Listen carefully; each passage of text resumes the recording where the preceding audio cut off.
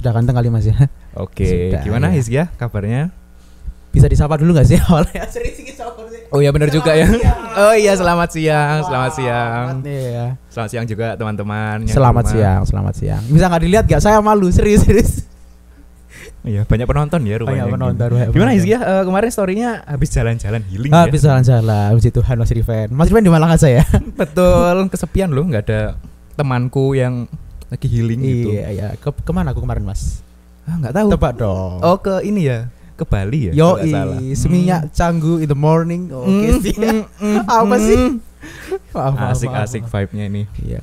Gak apa ya, kebetulan habis lulus ya, jadi self reward kali ya. Self reward tapi lulus. Sudah blue track dengan skripsi Mas dulu. Berbulan-bulannya kayak nyelesain skripsi. Enggak sih? Cepet kok. Oh cepet. Sombong aja sih. Betul. Iya. Pinter ya Hizkia ya. Lo enggak pinter juga. Tuntutan. Baiklah, Benar, tuntutan. baiklah. Iya. Gimana sekarang sibuk apa kira-kira Bung Hizkia? Tanya sibuk apa sekarang? Iya betul. Coba tebak lagi dong, kira-kira sibuk apa? Sibuk ini kan mencari jati diri. Sibuk overthinking lebih tepatnya. Overthinking. Bener. Iya, sekarang aku lagi sibuk apa ya? Lagi sibuk mencari pekerjaan, lagi sibuk S2. Lagi kehilangan arah sih Mas sebenarnya, mau ngapain gitu loh. Karena dulu jujur aja ya, semenjak zaman skripsi itu aku pengen fokusnya itu emang S2 dulu. S2 dulu. Pengennya pengennya fokusnya S2 dulu, tapi setelah aku lewat yudisium, selesai skripsiku, aku dinyatakan lulus, kok haluanku sedikit berubah gitu Mas. Oh, ya. agak berubah ini. Agak berubah. Kok jadi pengen ngelamar pekerjaan, apalagi lihat teman-teman kan di LinkedIn mereka. Waduh, LinkedIn-nya sudah dapat pekerjaan semua, magang di sini sana sini lah. Udah banyak yang kerja lah gitu Mas. Jadi kayak ke-trigger gitu loh Mas aku. Kayak bingung ke depannya ini mau S2 dulu atau kerja gitu. Toh S2 bentar lagi tutup pendaftarannya. Semakin bingung lagi gak sih? Oh, bentar lagi tutup. Beberapa kampus bentar lagi tutup. Memang ini ya tanda kita sudah dewasa ya. Kita mulai insecure dengan melihat LinkedIn orang ya. Benar. Bukan melihat post Instagram, bukan lihat story. Benar, sudah enggak zaman lihat insecure lihat post Instagram enggak zaman udah. LinkedIn gitu ya. Kalau Mas Riven sendiri? Ya kebetulan habis wisuda ya kemarin Maret dan sekarang juga bingung. Pertama mau S2 juga, tapi melihat teman-teman ini sepertinya progresnya lebih banyak maju saat bekerja gitu loh. Membuka insight barunya lebih gede banget gitu loh. Ketemu orang-orang yang lebih senior, lebih berpengalaman dalam bidangnya, bekerja sesuai passionnya. Lebih banyak terbuka insight-nya, dan jadi begitu kita kemarin lebaran kumpul lagi, mereka sharing-sharing gimana dan akhirnya jadinya minder sendiri gitu loh. Kok aku masih baru lulus ya gitu loh. Memang setiap orang punya its own time ya. Benar. Tapi cuman aduh kok masih stuck sih. Ayo Riven, kamu harus ngapain gitu loh. Jadi sebenarnya rencananya Mas Riven sendiri mau ambil S2 pertamanya, tapi karena ya berbagai pertimbangan akhirnya daftar kerja sih sekarang. Ya, tapi tetap mau daftar S2 enggak? Ada linknya. Kalau emang mau S2 dulu sih Mas. Kalau enggak ya kerja enggak apa-apa sih. Memang S2 katanya orang-orang kan merupakan investasi ya buat kita ke depannya ya. Iya, kalau aku ngomongnya sih ini ya untuk memperpanjang nafas kita, karena kan kita tahu apalagi lulusanku hukum. Aku jurusan hukum ya, teman-teman. Itu banyak sekali di satu angkatanku, UB aja ya. Di kampusku UB aja nih, jadi nyebut merek nih. Oke, di UB baiklah. aja satu angkatanku itu sekitar 600-700 mahasiswa. 600-700, oke. Ya, bayangin itu kalau setahun lulus segitulah misalnya. Sainganku otomatis banyak banget itu loh Mas. Betul. Jadi mikirku kalau S2 itu juga memperpanjang nafas kita dalam mencari pekerjaan. Saingan kita akan menjadi lebih sedikit. Ya belum tentu juga sih, tapi maksudku bisa memperpanjang nafas untuk mencari pekerjaan. Gitu sih. Oke. Dengan harapan saingannya lebih sedikit tadi. Dan S2 juga bisa ya bukan worst case juga sih. Cuman kita bisa jadi dosen juga kan kebetulan. Iya, itu kepepet-kepepetnya ya. Kalau S2 bisa jadi dosen lah kita. Iya benar-benar. Oke. Memang ada pikiran juga sih kalau Wan juga senang berinteraksi dengan orang juga, senang mengajar. Jadi kayak iya ya apa S2 ya biar jadi dosen gitu. Tapi ternyata memang dari orang tua nggak ada tuntutan yang bagaimana sih. Malah disarankan S2 dulu. Tapi ya kita sebagai anak kayak ya udahlah mama udah ini udah waktuku untuk bekerja juga, membantu finansial keluarga gitu loh. Jadi aku memutuskan untuk aku akan kerja juga gitu. Kalau orang tua yang Mas Riven berarti nggak menuntut sama sekali ya? Sebenarnya enggak, karena memang gimana ya, papa mama kan juga istilahnya kalau orang lama nih, orang lama melihat anaknya S2 itu suatu prestis yang pride banget gitulah intinya. Kayak bangga banget gitu loh anak S2 gitu loh. Dibanding dengan kerja di perusahaan ternama gitu. Misal gini, biasa kayak PKK ibu-ibu lah ya. Iya benar. Anaknya di mana Bu? S2. Gitu. Oh, anak saya S2 nih sambil gitu kan. Ada kebanggaan tersendiri gitu loh. Iya. Gitu. Kalau boleh cerita Mas ya? Ya, silakan. Kalau orang tahu sendiri sebenarnya juga bukan orang yang menuntut ya. Enggak menuntut sama sekali, malah aku harus seperti apa. Cuma ditanyai aja sih dulu. Dari dulu sih sebenarnya. Cuma ditanyai update kita aja gitu. Maksudnya Hizkia apa namanya? Udah sampai mana skripsinya gitu, satu contoh. Terus kalau setelah lulus ini mungkin orang tua nggak menuntut untuk S2 atau cari kerja dulu, tapi lebih tanya aja sih ke aku, Hizkia maunya apa gitu loh, mau S2 dulu atau mau kerja dulu. Kalau iya ya dan dipersiapkan gitu loh, segera dipersiapkan. Untuk kalau mau S2 ya dipersiapkan berkas-berkasnya. Kalau mau cari kerja ya segera ngelamar gitu loh Mas. Kalau boleh tahu ngelamar berapa perusahaan sih Mas? Waduh, gimana ya? Dulu pernah ketemu temen, kita punya satu mindset yang sama, ya ini sehari minimal kita harus daftar perusahaan yang proper itu minimal 5 lah. Maksudnya yang bener-bener backgroundnya jelas, lamaran jelas, yang bukan yang abal-abal. Kita harus dapat 5 lah. Tapi kok tidak ada balasan sama sekali. Ada beberapa ya, terima kasih, mohon maaf. Iya. Ya gitu. Dibalasnya malah mohon maaf. Iya, mohon maaf kami mencari peserta selanjutnya. Iya. Aduh, Anda kurang cocok dengan kami. Ya memang sering. Di atas langit masih ada langit. Memang. Masih banyak, benar. Dan gimana ya? Minum dulu kali ya. Minum dulu, mau silakan. Ngelak kayak syutingnya siang Mas ya. Iya, yang hari Sabtu kemarin kita syutingnya Sabtu. Aduh, tapi cuma 7 menit yang kerekam. Teman-teman multimedia tolong dikondisikan ya. Ini masih kerekam ya Mas Daniel ya? Masih ya, puji Tuhan, masih kerekam. Ini dikat aja sih nanti ya. Oke, lanjut ya. Lanjut. Aduh. Tapi aku menyadari bahwa sebenarnya kita ada privilege. Sebentar, ini kita ada fase-fase gimana ya? Quarter life crisis gak sih? Umur 20-an bingung mau ngapain. Kalau aku tidak mau mencocok-cocokkan diriku ya Mas ya, dengan quarter life crisis atau dengan apa, tapi ya kok dilihat sepertinya ini loh. Kok kayaknya ini loh, kok aku kok mengalami itu sih Mas, karena ya bisa yang seperti yang aku ceritakan tadi, aku tadi agak kehilangan arah gitu Mas, mau S2 dulu atau kuliah lagi atau kerja dulu maksudnya gitu kan. Jadi kehilangan arah sih aku lagi sekarang gitu Mas.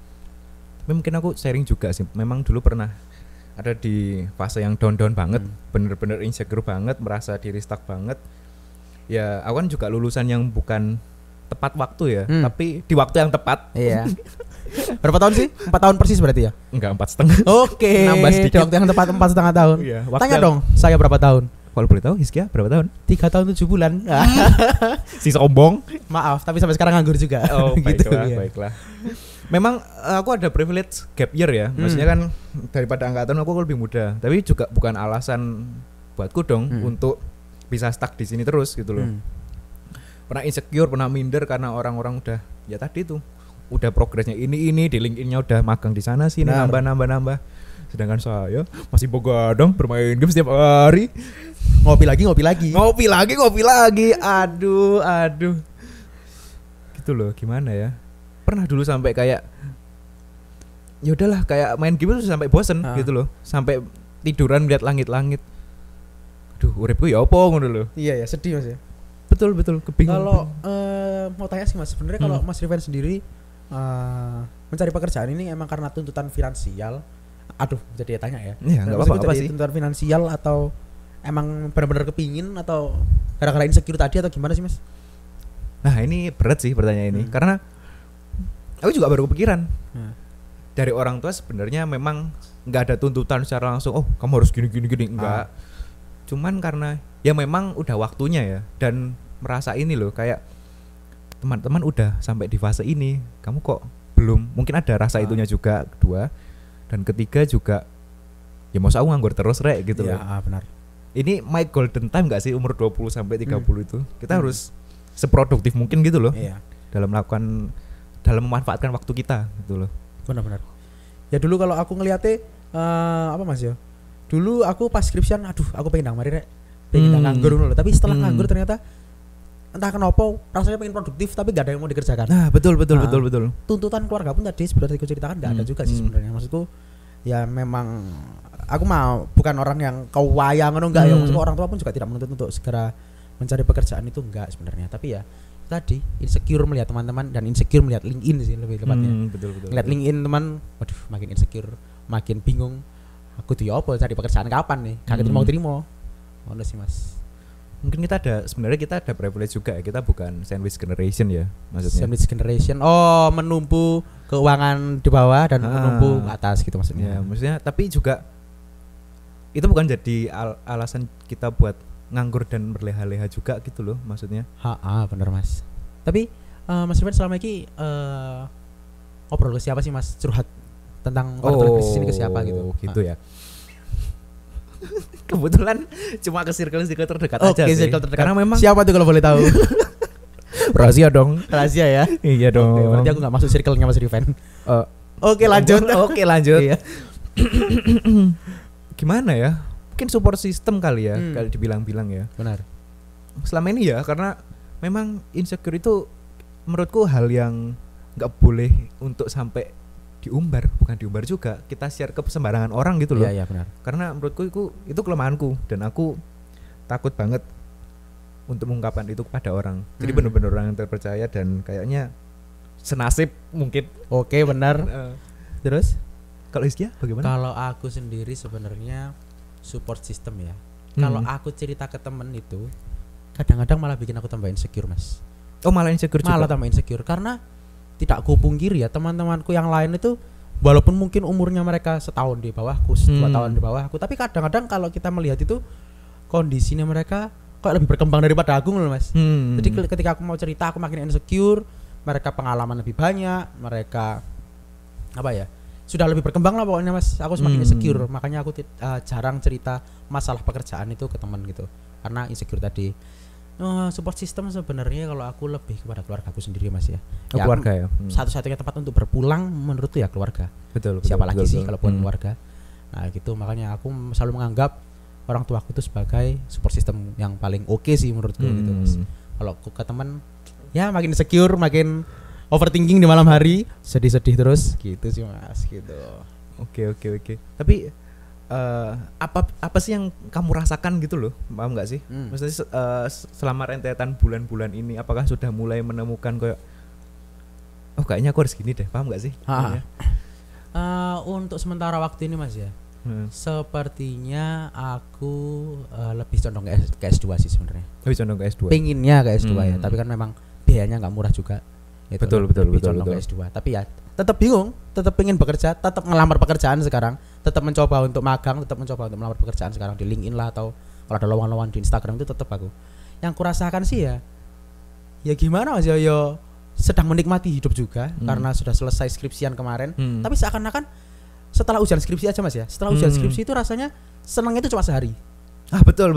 Relate sih. Besoknya itu marah, aku ngerasa itu tadi insecure tadi. Wes aku lapo mari ngene. Ngentekno sekoto ndek omah, pengine ngopi ngono kan. Lah bosen sih. Yo kasihan orang tua juga gitu loh. Padahal orang tua pun juga tidak menuntut gitu kan Mas. Gitu sih Mas kalau aku. Perasaan yang aku alami ya bingung aja sih aku sementara ini. Betul. Relate banget pas dulu sidang. Memang pertama kita sidang selesai tes seneng dong. Tapi setelah malam mau tidur, sekarang apa gitu loh, paham enggak sih? Bener. Kayak memang satu tanggung jawab yang besar ini udah hilang nih. Benar. Tapi kita kayak seakan-akan bersiap lagi untuk tanggung jawab yang lebih besar lagi di kemudian hari gitu loh. Tapi juga belum ada tanggung jawab yang lebih besar ini kan. belum ada, kita belum dapat pekerjaan atau S2 tadi. Belum ada wujudnya, tapi kita kayak udah siap-siap. Habis ini pasti dapat sesuatu yang something big lagi nih gitu loh. Harusnya seperti itu. Tapi mungkin ini sih, aku juga mau tanya kayak gimana ya menurutmu passion x reality maksudnya sekarang gitu? Passion x reality. Maksudnya di bidang yang kamu geluti dengan realitanya bagaimana gitu. Kalau aku boleh sedikit cerita Mas, aku itu sebenarnya sedikit cerita ya. Aku punya cita-cita sebagai hakim. Orang hukum pengen jadi hakim ya. Aku nggak pengen jadi lawyer, nggak pengen jadi advokat, aku nggak mau. Tapi sekarang yang sedang kukerjakan dan sekarang sedang kulakukan adalah aku sedang melamar-lamar di segala jenis perusahaan yang agak ternama gitu Mas. Ya beberapa perusahaan yang tidak ada hubungannya dengan hakim gitu kan.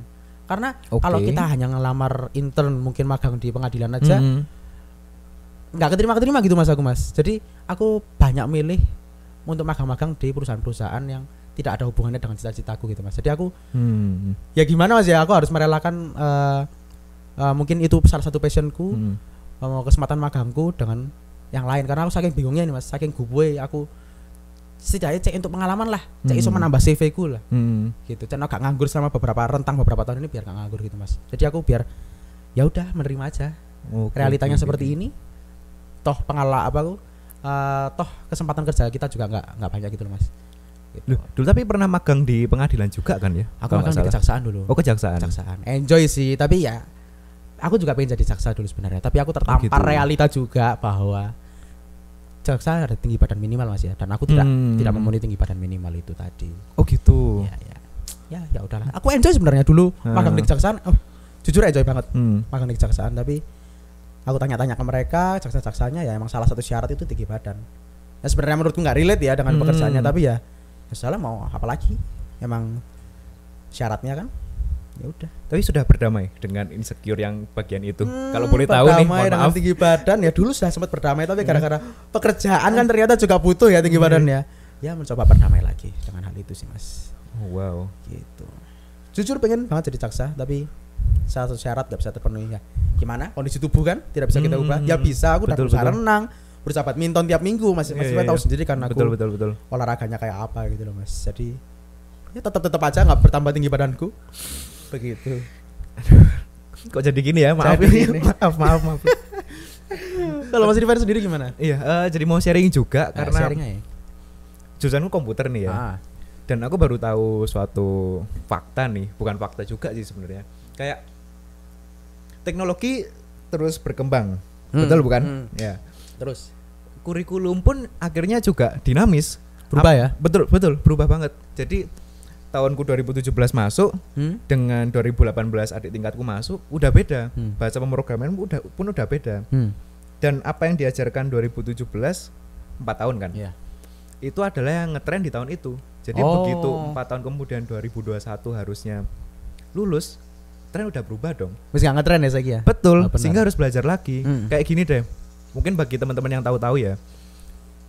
Yang dulu aku pelajari masuk adalah bahasa pemrograman Java. Sekarang udah enggak men. Udah beda ya? Udah beda, udah ada Python, udah sekarang bahkan berbasis framework macam-macam. Iya, terus. Dan kalau misalnya kita nggak pengen ketinggalan, kita harus learning terus gitu loh. Jadi sembari kuliah belajar yang istilahnya yang oke pada zamannya, kita juga harus sambil keep up.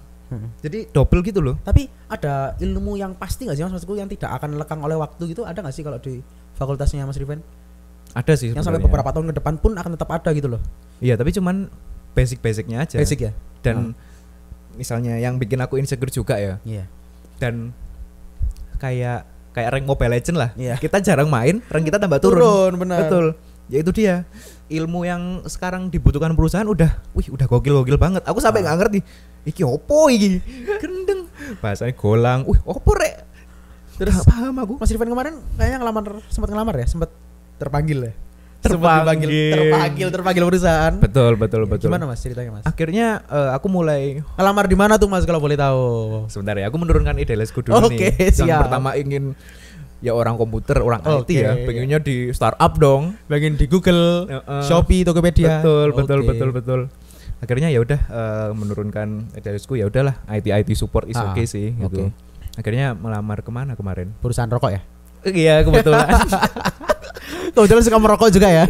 Lo, oke lanjut. Minum dulu kali ya biar dulu, monggo silakan. Sampai proses apa Mas kemarin Mas? Kemarin masih dalam psikotes kemarin.